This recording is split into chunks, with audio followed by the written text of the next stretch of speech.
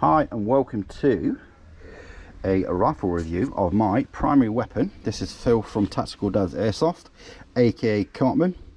Let's see what we've got here. We've got a G&G combat machine, which is the Wildhog 12-inch. She's been completely gutted out and she is running a Spartan Gen 2 edition Wolverine HPA system. I also have a Crossfire red dot on there, which is pretty good.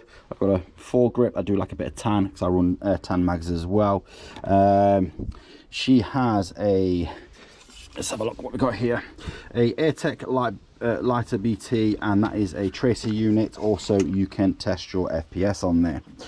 Now internals is a Madball type bore 6.2 I believe, with a ZCI hop-up unit and a FPS rubber and flat hop booking.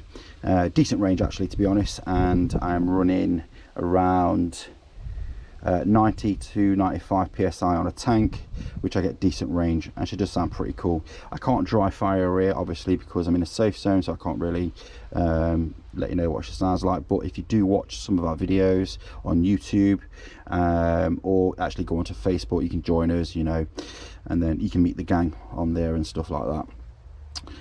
Any questions you want to ask away. And yeah, that's just my main primary. I do have a few other rifles and pistols. We will do later reviews on those.